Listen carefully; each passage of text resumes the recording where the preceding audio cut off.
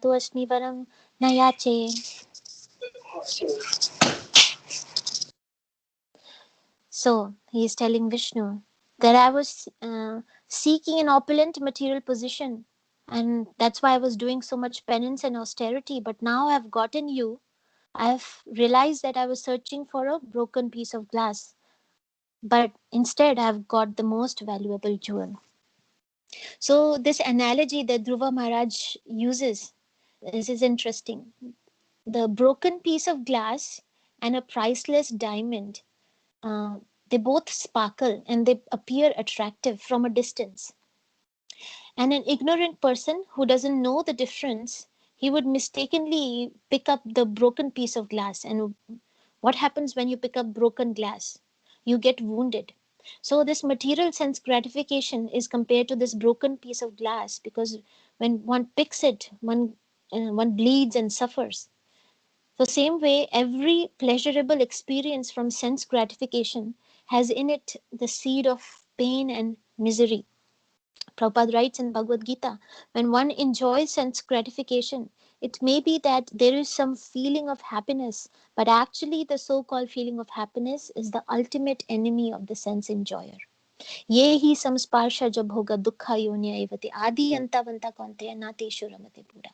So intelligent person does not take part in the sources of misery, which are due to contact of material senses, contact with material senses.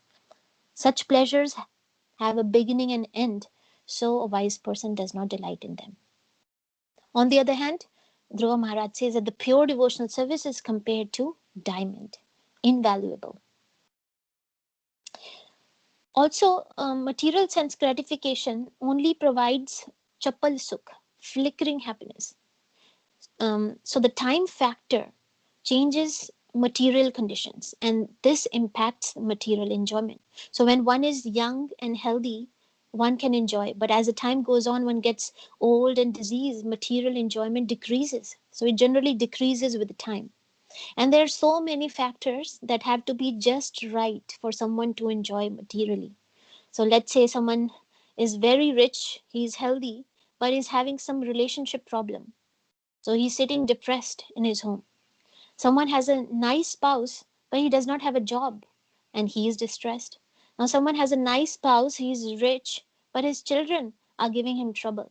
So, like that, there are so many combination, permutations of conditions, material conditions,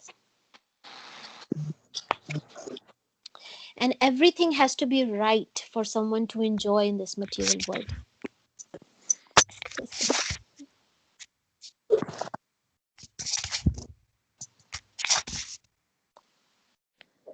Let me mute.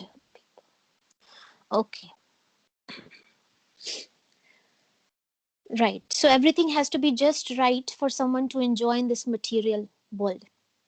Also, this material enjoyment, it's actually based on one's destiny and karma. So if even if you work very hard to get some material enjoyment, if it's not in your destiny, you will not obtain it. So like Prahlad Maharaj, he says to his friends, Sukham Endriyakam Daitya Deha Yogena Dehinam Sarvatra Labhyate Daivad Yatha Dukkham Ayatnataha. So Prahlad Maharaj is saying that the happiness derived from sense objects can be obtained in any form of life according to one's past fruitive activities. So this happiness is automatically obtained just as one obtains distress. So generally having material desires, it leads to frustration and it leads to depression when someone is trying to achieve something material that is not in their destiny or prarabdha. So that's why Srimad Bhagavatam says that one should be satisfied with whatever comes on its own accord. Here Vaman Dev is saying this verse. Yajachyo papanena santushto vartate sukham na santushtas tribhir loker ajitatmo prasadati ajitatmo prasadati. One should be satisfied with whatever he achieves from his previous destiny, because discontent can never bring happiness. A person who is not self-controlled cannot be happy even while possessing the three worlds. Prahlad Maharaj also says another verse that in this material world, every materialist is desiring some future happiness. Uh, Sorry, in this material world, every materialist. Let me mute. Okay. In this material world, every materialist desires to achieve happiness and diminish his distress, and therefore he acts accordingly. But one is happy as long as he is not endeavoring for happiness. And as soon as one starts to endeavor for happiness, that is when their distress begins. So one should not endeavor for material happiness. Whatever you are destined to get, you will get.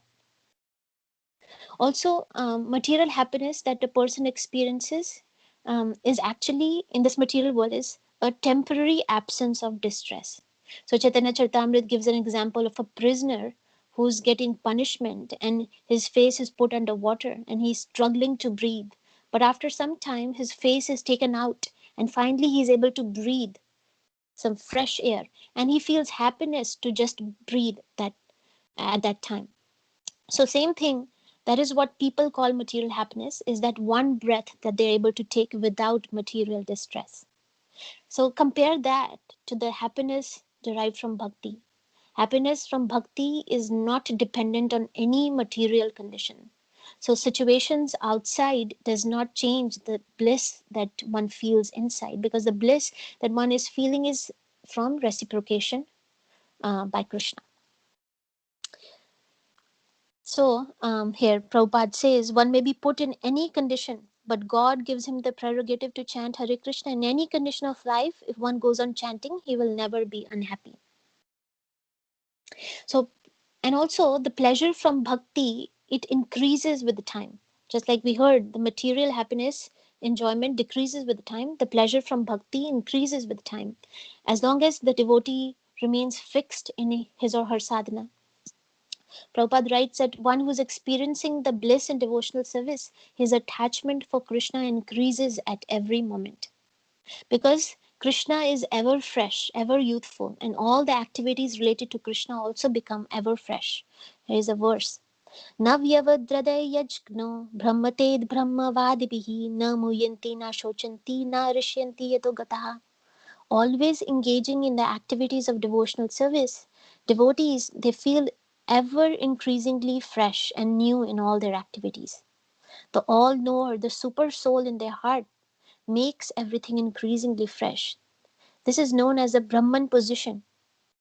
And in this liberated Brahma Bhuta position, one never laments and one does not become unnecessarily jubilant. So this is due to the Brahma Bhuta situation. So we have discussed this before, that there is no satisfaction obtained from material things. When lust is fulfilled, greed develops, and when lust is not fulfilled, anger develops. Because we are spirit soul, we are anandamaya bhasat. We are always looking for enjoyment, but these material things, they cannot satisfy our desires. And just like the example is given that of fish, it is not satisfied by anything other than going into the water. So material um, happiness cannot give us satisfaction. Also, there is satiation or saturation in material sense gratification, meaning that there are some limits that are imposed by what the material body can handle. So in material enjoyment, there are periods of bhoga and tyaga. There's periods of enjoyment and renunciation. But in bhakti, there is no saturation, there is no satiation. One can go on performing bhakti continuously. There is no limit. So example is given. So let's say you're eating gulab jamun. You eat one, two, three, four, five, and then you say, "That's it. I can't eat anymore. Take this gulab jamun away. I don't even want to see it," because you have hit that satiation mark for the time being. Your senses can no longer enjoy one more gulab jamun. But after a week or so, you again get a desire to enjoy it. So, like that material sense gratification, you hit a satiation mark. But then that is not satisfaction, because you again later on get a desire to enjoy it. But in bhakti, there is no satiation. You can keep on chanting Hare Krishna for 24 hours a day for the rest of your life, and you will not be satiated. You will not hit that saturation. And that's why Rupa Goswami says this verse. Tunde tandavni ratim vitunoti tundavali laptaye karna krodha kadambani gatayate karna karnarbude bhayam sparam cheta prangan sangini vijayate sarvendriyanam kritim na jane janati kyadbhiramrite krishniti varnam dvai. So here Rupa Goswami is saying, I do not know how much nectar the two syllables Krishna have produced. When the holy name of Krishna is chanted, it dances within my mouth, and so I desire many, many mouths. And when the name enters my ears, I desire millions of ears. And when the holy name dances in the courtyard of my heart, it conquers my mind. All my senses become inert. So here, Rupa Goswami is describing the stage of Brahma Bhuta Prasannatma, always joyful in bhakti, no lamentation, no hankering, and experiencing more and more bliss. Um, and here we have an example of Yamunacharya also. He is saying that since my mind has been engaged in the service of the lotus feet of Krishna, I am enjoying ever new transcendental bliss. And whenever I think of sex life with a woman, my face at once turns from it, and I spit at that thought. So, so this is the effect of bhakti, ever new, ever fresh, increasing with the time. But then, if we engage in sense gratification, it is like putting water on a burning log of wood. So there's the fire of bhakti yoga in us, and then if we engage in sense gratification, it is like extinguishing that fire. So if we do that, then one will not be able to reach to the stage of Brahma Bhuta Prasannatma. We will not be able to get that higher taste if we extinguish our fire of bhakti yoga by sense gratification. So this soul is Anandamaya Bhasat. It is wanting to enjoy it every moment. And if you're not getting taste in bhakti, then you will try to get taste in material things. As simple as that. So, but the problem is that we cannot keep our leg in both the boats. We cannot keep our leg in bhakti yoga and sense gratification at the same time. Prabhupada says that spiritual realization and sense gratification go ill together. So engagement in sense gratification is what is preventing us from getting this higher taste. Narottam Das Thakur, he sings this verse: Vishya Vishama Visha Satata Khainu Gaura Kirtan Rase Maganana Painu. I have constantly drunk the most dangerous poison of sense gratification, and so I could not merge myself in the Sankirtan movement started by Lord Chaitanya. Of course, Narottam Das Thakur is such elevated. He's saying this in his humility, but he's saying that this concept of engaging in sense gratification does not it leads us to not have that higher taste. So a question is asked. This verse has Vishaya and Visha. So Vishaya means sense objects and Visha means poison. So the question is asked, what is more dangerous, Vish, poison, or Vishaya, sense gratification? So it said that Vish, poison, it separates the soul from the body. And when the soul gets separated from the body, immediately one gets another body. But this Vishaya, the sense gratification, it separates the soul from Krishna. And once the soul is separated from Krishna, when the soul will get another opportunity to serve Krishna is not known.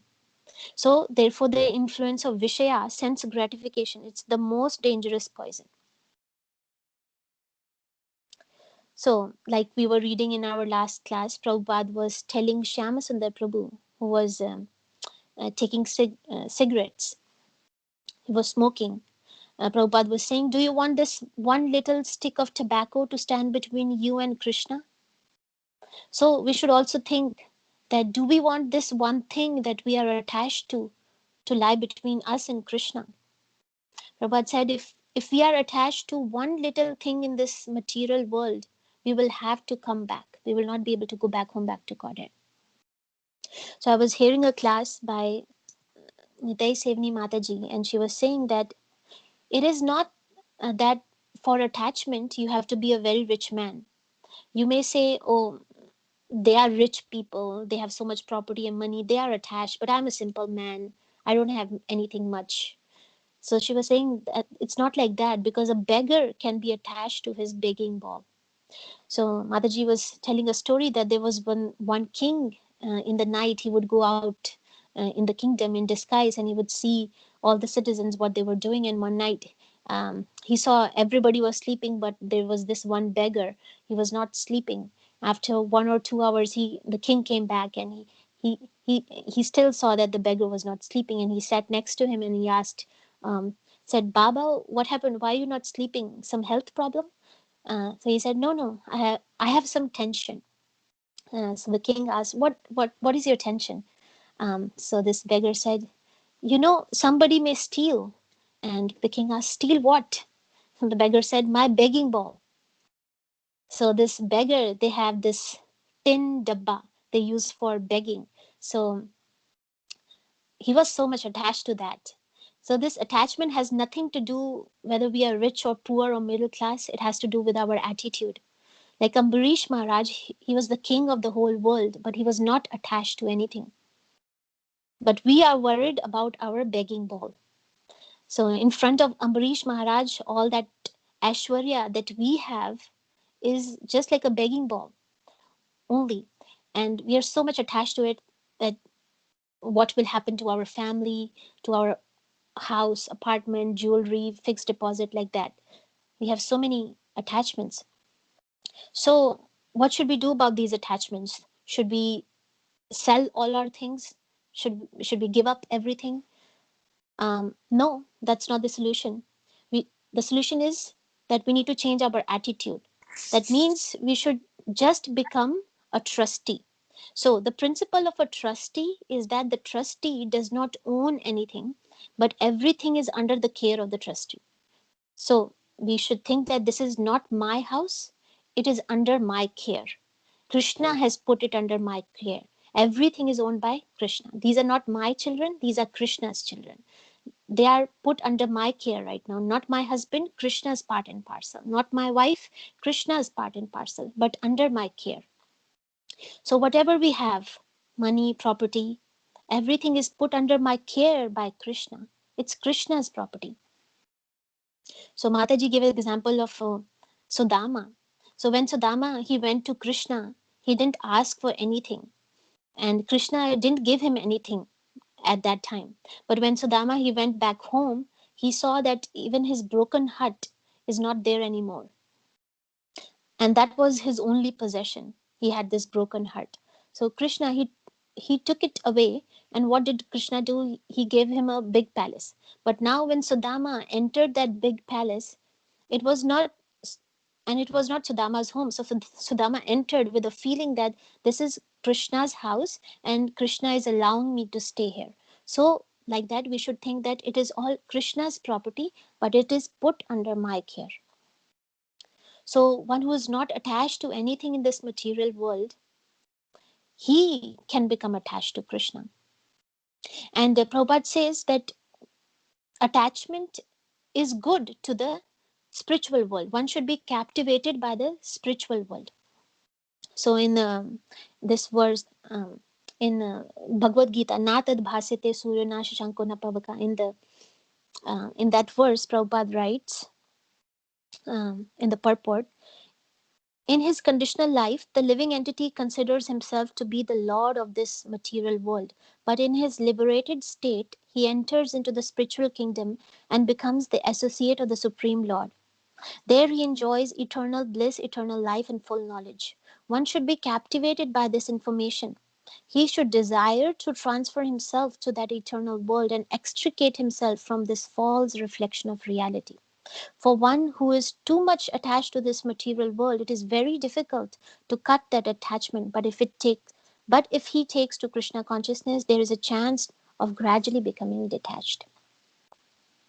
So by having any kind of attachment to material things and engaging in sense gratification, we are depriving us of the transcendental bliss that we can experience in the spiritual world, and also within, while staying within this material world, we can experience that bliss. um, so there's a nice song about the spiritual world, what happens in the spiritual world. Vrindavan रम्यस्थान देव्य चिन्तामणि धाम रतन मन्दिर मनोहर अमृता कालिन्दी नीरे राजहंसा किली करे ताहे शोभे कनक कमाला तार मध्ये हेमपीठा अष्टदाले वेष्टिता अष्टदाले प्रधान नायिका तार मध्य रत्नासने बसी आछे दुई जाने श्यामा संगे सुंदरी Radhika. So this song is describing to us the spiritual world, Golok Vrindavan. Beautiful Vrindavan is filled with Chintamani gems and many jewel palaces and temples. Many regal swans play in the waters of the Yamuna, and in those waters a splendid golden lotus flower grows. And in the middle of the lotus flower is a golden place surrounded by 8 petals. On these 8 petals, there are these 8 gopis, and in the center, there is Lord Shamasundar and beautiful Srimati Radharani, the great beauty of the divine couple, and their charming joking and laughter continually showers nectar everywhere. And Narottam Das is praying that I pray that these blissful, eternal, transcendental pastimes of the divine couple may manifest in my heart.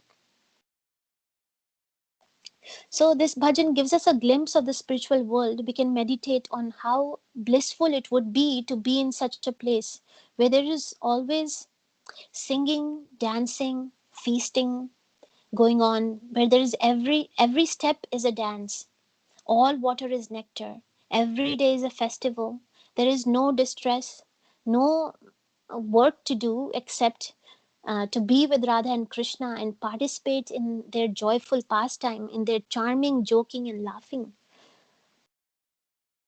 So I was reading in the Nectar of Devotion, Prabhupada gives a very funny pastime when talking about the quality of Krishna's quality of being genius.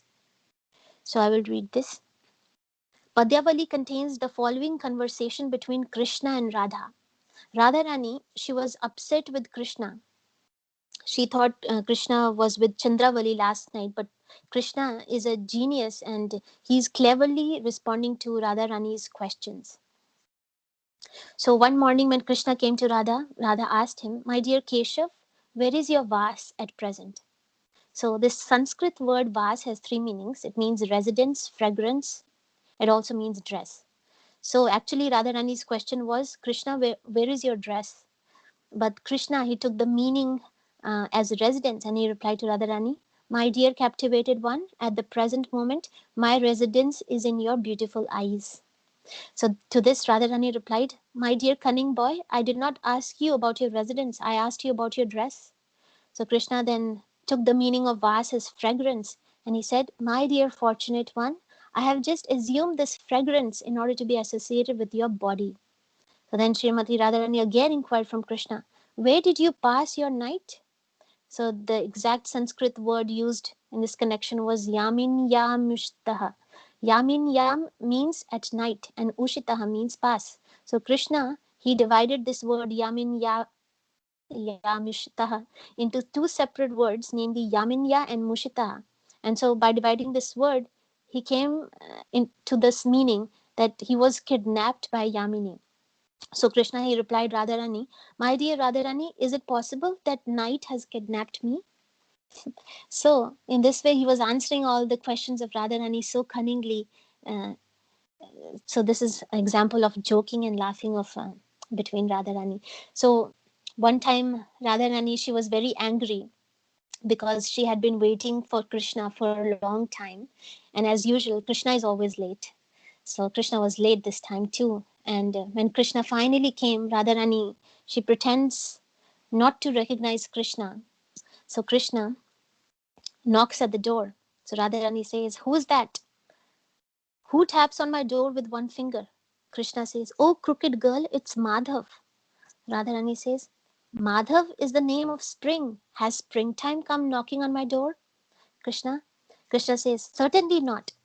It is the holder of Sudarshan wheel."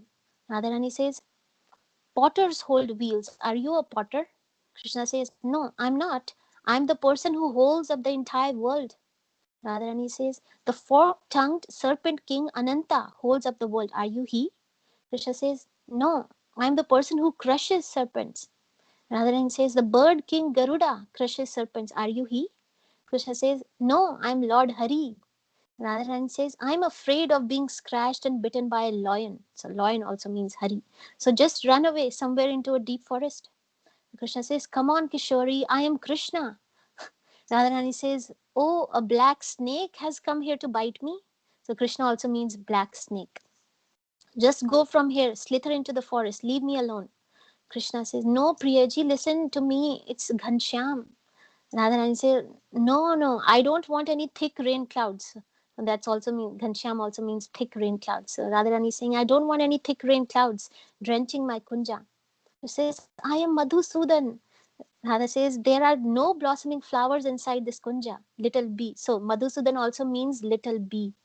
So Radharani is saying, "There are no flowers inside this kunja. Just fly away to some white flowers, drink some honey." So another uh, funny conversation between Radha and Krishna. So this joking and love and fighting between Radharani and Krishna goes on in the spiritual world. Although Krishna is a supreme personality of Godhead, he relishes being subordinate to his devotees. And Srimati Radharani is the topmost devotee of the Lord. And we see here sometimes in their loving dealings, Radharani, she manifests the transcendental anger towards Krishna, and she refuses to see Krishna. But Krishna, he relishes Radharani's anger, and he becomes overwhelmed with ecstasy. And Krishna, he devises so many different ways to break Radharani's man. Sometimes Krishna becomes a beggar, sometimes becomes a peacock, sometimes a gopi, sometimes goddess Kali. And I was reading one pastime that I would like to read. Uh, so, this pastime is told by Vishwanath Chakravarti Thakur. So Vishwanath Chakravarti Thakur writes about pastime that took place on an occasion when Srimati Radharani was displaying man or sulky pride. In an attempt to pacify her, Krishna, he sought the help of his cousin's wife, Kundalata, who helped him disguise himself as an extremely attractive young girl. He called himself Kalavali. So Krishna became Kalavali with the help of his cousin, Kundalata. In the evening, Kondalata went to Yavat with Kalavali. Srimati Radharani was fascinated by Kalavali's exquisite features and wanted to know everything about her. In the assembly of gopis, Kundalata introduced her as an unparalleled singer and musician who had studied under Bharaspati. So Krishna, Kundalata is talking about this Krishna who was disguised as Kalavali. Krishna has come as a singer and a musician in the form of a gopi. So this Kundalata added, she has just returned from the heavenly planets after mastering the musical science Gandharva Vidya. Having heard your glories, O Radhe, Kalavali hopes to sing for you so you can personally witness her artistry. With Srimati Radharani's consent, Kalavali then began to sing in a voice of such beauty that it put to shame the singing of peacocks and bumblebees. When all of Radharani's Priya Sakhis heard Kalavali sing um, the song and technique of vocal embellishment, torrents of tears gushed from their eyes, just like so many flowing rivers. Indeed, their teardrops became just like large pebbles and began dropping onto the ground. So everybody was so astonished and touched with how Krishna was singing in the form of Kalavali. As far as Sri Radhika's reaction, the sparkling diamond of her heart, which had become extremely hard due to the presence of her proud, pouting huff against Sri Krishna, immediately began to soften and melt. So Radharani's heart began to soften, hearing Kalavali sing. Feeling this change of heart, Sri Radha became very astonished. Srimati Radharani was so pleased with Kalavali's singing that she decided to offer her a jeweled locket. However, just as she was about to fasten it around Kalavali's neck, Lalita, who had discovered the trick, leaned over and whispered into her ear. So Lalita found out, and she's telling Radharani, this Kalavali is actually Krishna. The rascal cheater has come in the disguise of a woman. So Radhika instantly thought of a perfect way to outwit her crafty lover. So Radharani is saying, I do not feel that a locket is a befitting token of gratitude. She stated, and she ordered Rupa Manjari to remove Kalavali's clothes so she could be dressed in new and valuable clothing. So Radharani told Rupa Manjari to remove Kalavali's clothes so that she can be dressed in new clothes. So Kundalata and Krishna, they suddenly realized that they were exposed and they tried their best to argue their way out of it. So Srimati Radharani replied, Hey Sakhi Kalavali, my dear friend, why are you being so difficult? Just put on these clothes and ornaments nicely without any complaint. If you're not pleased to do so, then we will forcibly help you to put them on. You are a single girl and we are many Sakhis. You are totally outnumbered, helpless, and incapable of maintaining any opposition to our desires. Just keep this in mind, O simple innocent girl. So Krishna was completely helpless. As the gopis, they untied the knots of his bodies, the clothes that Krishna was wearing.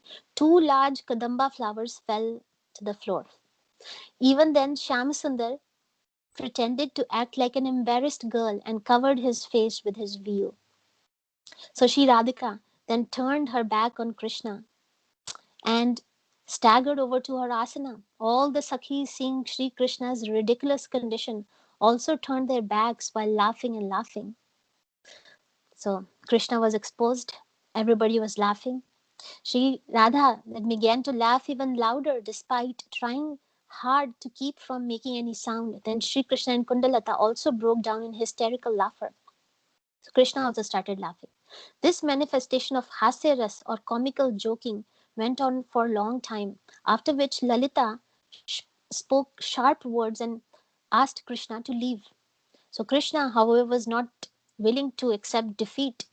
He silently picked up the flowers and replaced them on his chest, and retying his bodies, uh, he wore back the clothes. He began to cry bitterly. Then he went to find Jatila and he rolled on the floor at her feet. The Lord wove together an amazing tale. So Krishna is making up a story to Jatila. So he's telling Jatila, he was the cousin sister of Srimati Radharani. He said, and a close friend of hers since childhood. Having been separated from her for many days, I felt anxious to see her again. I left my home in Varshana and came all the way here to visit my dearmost Sakhi, but unfortunately, Shri Radha is ignoring me. She will not speak to me or even look in my direction. So, this Jatila is the mother in law of Radharani. Let's see. So this Krishna is making up this story to Jatila. Krishna sobbed in perfect imitation of a young girl's voice. Then he became even more dramatic. Alas, alas, I do not see any reason for maintaining my life. Just see how I give up my life before your eyes. Oh noble lady, I beg you, please ask Radharani why she is angry with me for no reason at all. So this Jatila's heart, it softened with these words of Krishna, by the piteous words and sad face of this beautiful girl, Kalavali. So she took it on herself to rectify the situation. She went into Radharani's room with Krishna behind her, trying to maintain his sad face. Jatala rebuked her daughter in law for treating her girl cousin so heartlessly and demanded that she make amends at once. So then Jatila grabbed each of their hands and they brought Radha and Krishna together in a tight embrace. And this caused the divine couple to shed tears of loving ecstasy and all the Sakhis to swim in the ocean of bliss. So I was giving an example of what sort of joking and laughing is happening in the spiritual world. There are many such pastimes. One of the most amusing pastimes are that of tax collection. Krishna would disguise himself as a tax collector and he would put on special clothes. When Srimati Radharani and her gopis and sakhis would come to the Govind Kund, taking butter and yogurt and ghee, Krishna with Madhumangal, Subal, and some of the other gopas, he would stop them and he would ask for tax. Um, and there's a beautiful, loving exchange that happens at this Dan Ghati. So one time when Krishna was taxing gopis, he wanted to tax Srimati Radharani for all the beautiful parts of her body. For her teeth, because they were so beautiful, she had to pay hundreds and thousands of pure pearls. Uh, that's what Krishna was saying. Oh, you have so beautiful teeth. Give me in return of that, give me hundreds and thousands of pure pearls. That's the tax that you have to pay. For eyes, for every part of her body, diamonds and pearls and jewels had to be paid. So Krishna would not let them go if they did not pay this. So there was a nice argument. Lalita Sakhi said to Krishna, Krishna, who are you to tax us? So Sri Radharani is Vrindavaneshwari. She is the queen of Vrindavan. We should be taxing you because your cows are eating Srimati Radharani's grass. Every blade of grass belongs to Radharani. So there was this argument between the gopis and Krishna, and the gopis were saying, if you don't honor Srimati Radharani, then we will go and we will tell Yashoda Mata and we will tell Jatila and they will come and they will punish you. So this argument was getting ecstatically heated up. And so Nandi Mukhi came. Nandi Mukhi, she is a disciple of Sandipani. She is the daughter of Sandipani Muni, sister of Madhumangal. So she is a gopi. And she said, Krishna, let these gopis go and tomorrow they will come and pay all the taxes. So Krishna, he let them go this day. So the next day, Sri Radharani and the gopis, they came, but they brought with them hundreds and hundreds of gopis. And they came early. And when Krishna and Subal and Madhumangal came uh, to get their taxes, the gopis, all these gopis, hundreds and thousands of gopis, they surrounded them, and the gopis captured them. And Krishna, he became very humble. And Lalita Sakhi, she brought Krishna before Radharani, who was sitting on a throne of a jewel throne, and she said to Krishna, "Now you must accept Srimati Radharani as a presiding queen and proprietor of Vrindavan." So, Krishna, he was conquered by the love of his devotees. He put his head, he bowed down to Srimati Radharani's lotus feet and he claimed, I am yours. You are the queen of Vrindavan. I agree with that. So, this is a glimpse of the spiritual world, the activities that are happening there. Krishna, Radharani, and gopis always playing and joking with each other. And gopas too are having so much fun. I was reading a section in Canto 10 where Prabhupada, or actually Shukdev Goswami is mentioning about Krishna playing with the cowherd boys. When Krishna and Balram used to go for herding cows, Gopas would play many games with Krishna. All the cowherd boys used to steal one another's lunch bags. And when a boy came to understand that his lunch bag has been stolen, um, the other boys would throw his lunch bag farther away, and then the other boys take it much farther away, and so this boy would get disappointed. Oh, I want my lunch bag. And these boys would laugh and the boy would cry and they would finally return his lunch bag. And sometimes Krishna would go to a far off place and everybody would run towards Krishna and they would say, I would be the first one to touch Krishna. I want to touch Krishna first. And they would be imitating peacocks, monkeys, frogs, jumping from one tree to another. And sometimes the boys will say, Krishna, I have brought a something sweet for you. just close your eyes. And Krishna would close his eyes and open his mouth. And these boys would put a very bitter flower in Krishna's mouth. And Krishna would start to chew it, and it would be so bitter. And Krishna would make a disgusting face, and all the boys would clap and laugh. So, like that, Krishna's friends will pull a prank on Krishna. So Srimad Bhagavatam says that these cowherd boys, they have accumulated results of pious activities from millions and millions of lives. Krita Punya Punja. And that's how they are able to associate with Krishna. So these gopis, these gopas and manjaris and other residents of Golak Vrindavan, they're so fortunate that they are joking, laughing and playing with Krishna. So that's the desire that we need to inculcate. That should be our desire. We should think that when will I attain association with Krishna? How can I also accumulate heaps of spiritual credits, Krita Punya Punja, so that I'll be able to play with Radha and Krishna and dance with them and laugh with them? So I remember Premasindhu Prabhu mentioned once in the class that we can think like this: when we chant the Hare Krishna mantra attentively and feelingly, each mantra that we are chanting is adding to our spiritual bank balance. And when we have attained heaps of this wealth, only then will be allowed entrance in Golak Vrindavan. So we should hear pastimes of Krishna and develop a strong desire to go to Golak Vrindavan. And this is how we can give up all our material desires. There's a nice verse, Srimad Bhagavatam says that, "O my dear Krishna, your pastimes are supremely auspicious for mankind and are an intoxicating beverage for the ears. Tasting such pastimes, people forget their desires for other things." So that's the solution. Um, we need to hear more of these um, pastimes. So automatically our material desires will go away. The lust in our hearts would automatically be transformed into love for Krishna. Another verse says that anyone who faithfully hears or describes the Lord's playful affairs with the young gopis of Vrindavan will attain the Lord's pure devotional service. Thus, he will quickly become sober and conquer lust, the disease of the heart. And hearing such wonderful pastimes, the fire of miseries will be destroyed. So, Kleshagni. For a person who is suffering in the fire of countless miseries, and who desires to cross the insurmountable ocean of material existence, there is no suitable boat except that of cultivating devotion to the transcendental taste for the narrations of Supreme Personality of Godhead's pastimes.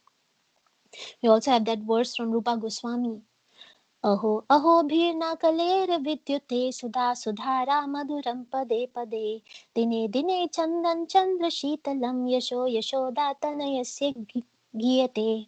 One who daily sings the glories of Yashoda's son Krishna, which are cooling as sandalwood and camphor, is not troubled by the days of Kali Yuga. For him, at every step, there is a torrential flood of the sweetest nectar. And I was reading in the prayers that Prabhupada wrote on Jaladuta. He's praying, "O Lord Krishna, you are my eternal companion. Forgetting you, I have suffered kicks of Maya birth after birth. If today the chance to meet you occurs again, then I will surely be able to rejoin you. Oh dear friend, in your company I will experience great joy once again. In the early morning I will wander about the cowherd pastures and fields, running and frolicking in the many forests of Braj. I will roll on the ground in spiritual ecstasy. Oh, when will that day be mine? Today that remembrance of you came to me in a very nice way. Because I have a great longing, I called to you. I am your eternal servant, and therefore I desire your association so much. O Lord Krishna, except for you, there is no other means of success." So, as Prabhupada is praying, we should also be eager to join Krishna and Radharani in their pastimes in Golak Vrindavan. And for that, we have to pay the price. What is that price? A disciple asked Prabhupada, "What is the qualification for going to the spiritual world?" Srila Prabhupada replies, "The first qualification is to always remember that this material world is a place of misery, dukhalyam. Then you can go to the spiritual world. As long as you think, oh, this material world is very nice, you have to remain here." So, a reporter once asked Prabhupada, what was the purpose of life? Prabhupada quickly responded, the purpose of life is to enjoy. Enjoy how? With Radharani and Krishna in the spiritual world. So when we chant Hare Krishna mantra sincerely, automatically the Rupa Gun Leela are revealed to us. Then even in this world, the pastimes of Radharani and Krishna, the gopis and the gopas, they become manifest to the devotees, and the devotees become completely joyful. And that's how they no longer suffer from any material miseries. Now, this does not mean that there are no difficulties in the life of the devotees. The difficulties are there, but there is no distress. It is all based on our consciousness. So the devotee, he considers these difficulties and the problems as Krishna's mercy. So he does not actually feel the miseries from these material difficulties. So here's a memory of a devotee, Prabhupada. So one time, these disciples of Prabhupada, they were experiencing some problems.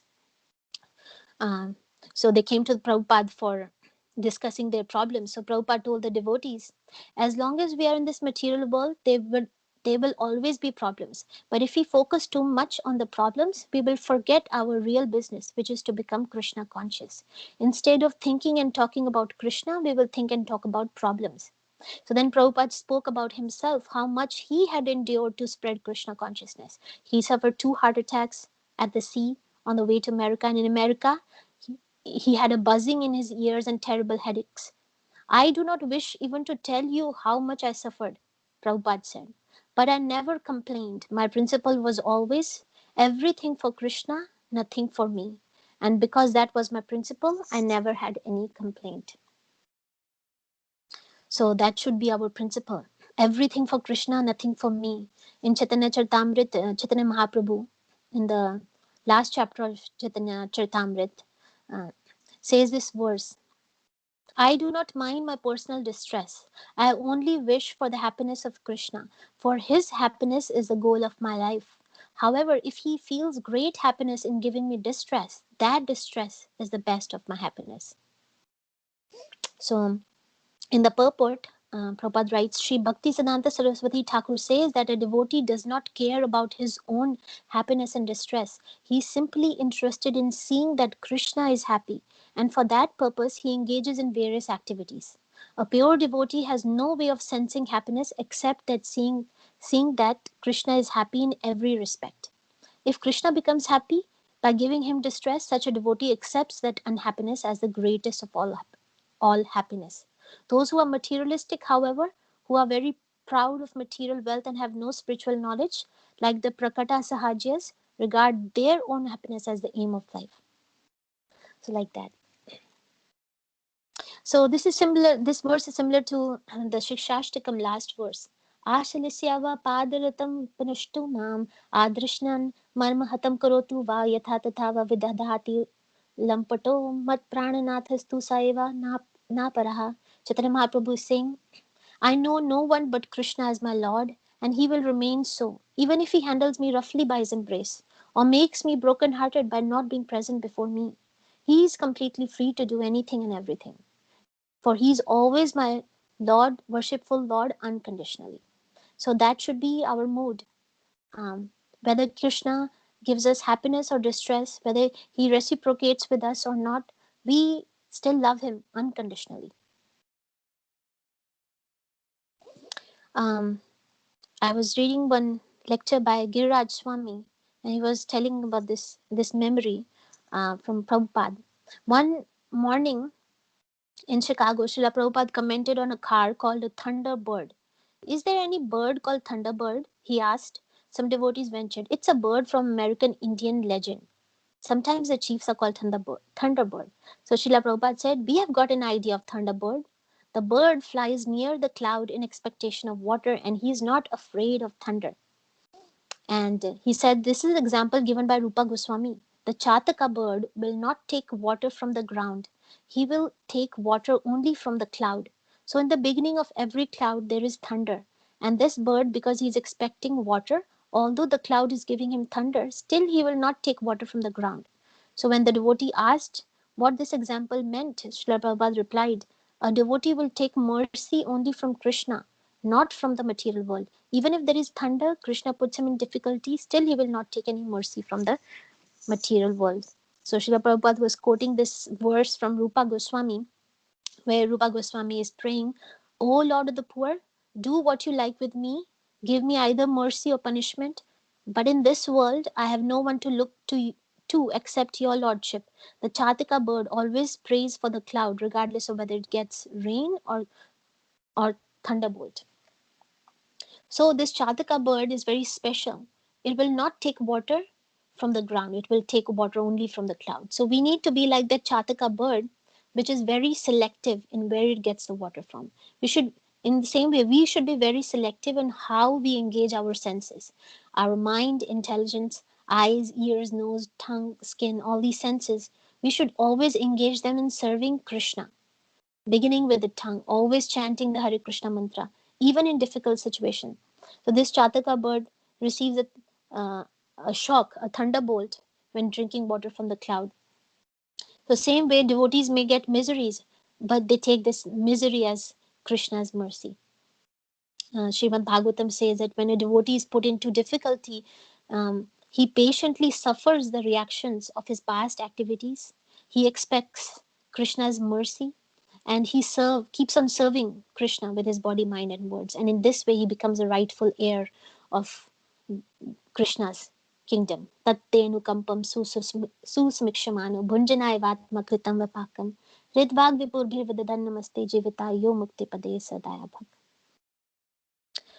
bhak. So I think I'm over time, so I'll stop here for today. Thank you everyone for listening to me. Hare Krishna. Thank you for the very nice class. Does anybody like to say anything? Mataji, very nice class. Thank you very much, Mataji. Very nice class. Hare Thank you, Krishna Mataji. Mataji, thank Hare you so Krishna much Mataji, very nice class, Mataji. for this class. Thank Thank you, you so much. Mataji. Mataji, I had one question. So, how you were talking about the material world, Prabhupada said that only if a person who will be detached from, like, if they even have a single desire in the material world, they will come back. So, uh, and we have to be detached from the material things. So, just like it's like a practical, like a thing I want to say. Like, supposing if somebody comes in my house, or anybody would ask me, "Oh, I'm wearing a diamond necklace or something," like a laptop or something. They'll say, like, a stranger comes, give it to me. So that is a material thing, but I'm not going to give it to them, uh, so how to get, like, how to do it practical in life, Mhm. that's Yeah, so I talked about that, Mataji. So basically, everything you should look at it as Krishna's property. That Krishna has given it to you, and he has put it under your care, and it is Krishna's property. So you have to safeguard it, um, uh, like your children, your family, your things. But in a mood that Krishna has made you a trustee, right? So it's not yours; it's Krishna's property. Yes, Mataji, that I understood. But what I'm trying to understand is, everything is Krishna's. We know that. But still, if somebody is going to ask us for something, we are not just going to give it to them, So we are still attached to that. So is there going to come a stage where, where we will be fully detached? Like, I don't like. I don't know if I'm looking at a wrong point, but looking at this material world, like, sometimes I think, is there even going to be a time, like, are we going to be at that stage that we'll be totally detached and we will be able to go back? So I worry sometime. I don't know if. Yes, Mataji. So, with bhakti, knowledge and detachment would come automatically. So that would happen automatically as we go on practicing bhakti. So that's all I can say is we should be practicing in a manner that we should try to give up, as I was saying in the beginning, that we have to do sense control, as much as possible, regulating our senses, not desiring for material enjoyment, and automatically this detachment would happen. Yeah, Okay. so there's this verse, right? Vasudeva bhakti yoga prayojita janate ashu vairagam jnanam cha hetukim. So it says that by rendering devotional service, one would acquire knowledge and detachment from this world. Bhakti parashanu bhavo viraktir anitracha. Just like from eating, when we are eating, after some time we automatically become detached. We would not want to eat anymore. In the same way, with bhakti, we would also become detached. Thank you, Mataji. Hare Krishna.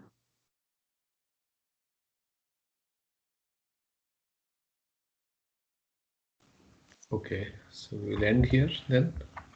If anybody else has any questions, then they can ask or say anything, comments, whatever. Otherwise, we'll end here